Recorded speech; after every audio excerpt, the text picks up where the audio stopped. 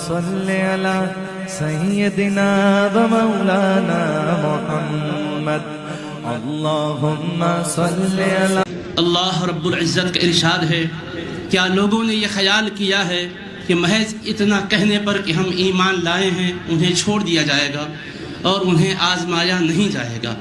وَلَقَدْ فَتَنَّا الَّذِينَ مِن قَبْلِهِمْ، البتہ تحقیق کہ ہم نے پہلوں کو بھی آزمایا۔ فَلَيَعْلَمَنَّ اللَّهُ الَّذِينَ صَدَقُوا وَلَيَعْلَمَنَّ الْكَاذِبِينَ، تو اللہ ضرور ظاہر کرنا چاہتا ہے کون سچے ہیں اور انہیں بھی ظاہر کرنا چاہتا ہے اس دعوے میں جھوٹے ہیں۔ حضرات گرامی، اللہ رب العزت اس آیت مبارکہ کی روشنی میں ہمیں سمجھا رہا ہے کہ اے ہمارا نام لینے والوں، تمہارے لیے ہمیشہ نعمتوں کی برسات ہی نہیں ہوگی، آزمائشوں سے بھی تمہیں گزرنا ہوگا، اور ایسی کڑی آزمائش اس لیے تمہارے ساتھ رکھی گئی ہے کہ تم کھرے ہیں یا کھوٹے ہیں، اس کو ہم دنیا پر ظاہر کرنا چاہتے ہیں۔ حضرات گرامی، یہ مسجد اقصیٰ، ارض فلسطین اور وہاں کے احوال کے بارے میں تفصیلات کی ضرورت نہیں ہے، آپ نے بہت کچھ سن چکا ہے۔ مختصراً دو باتیں آپ کی خدمت میں رکھتا ہوں۔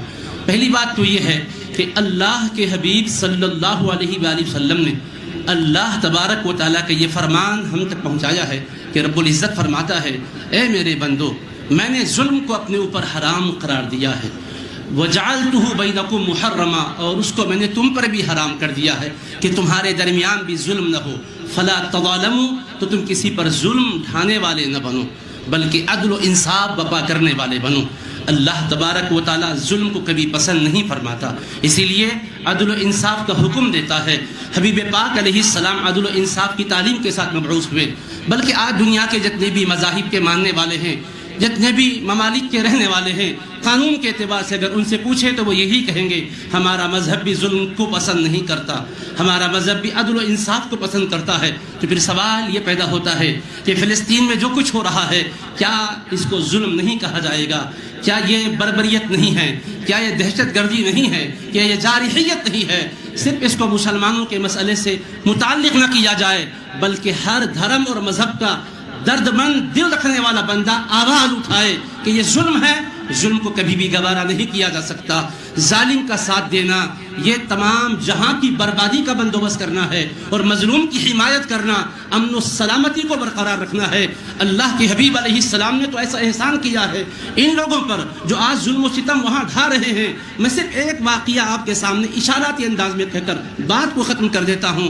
خیبر کا موقع ہے، مولا علی کرم اللہ وجہہ الکریم فاتح خیبر بن کر ابھرے، اس کے بعد رسول کریم علیہ السلام نے اس قوم کو وہاں سے ہٹایا نہیں، وہاں سے زمینیں چھین کر ان کو بھجایا نہیں، بلکہ حبیب پاک نے ان سے فرمایا، اے یہودیو، ہم تمہیں اپنی زمین دے رہے ہیں، تم اس پر کاشت کرو، رہو، بسو، کھاؤ، پیو، اور قانون ہم تمہیں یہ دیتے ہیں کہ جو کچھ پیداوار ہوگی آدھی تم لو، آدھی مسلمانوں کو دو۔ اب اس پیداوار کو حاصل کرنے کے لیے عبداللہ بن رواحہ کو میرے آقا بھیجتے تھے۔ عبداللہ بن رواحہ آ کر ان کے سامنے اس طرح سے انتظام کرتے تھے کہ فرماتے تھے چلو پیداوار کو دو حصوں میں بانٹو، اس کے بعد فرماتے جو پیداوار کا حصہ تمہیں پسند ہے اے یہودیو تم لے لو، جس کو تم چھوڑ دیتے ہو وہ ہم اٹھا کے لے جائیں گے۔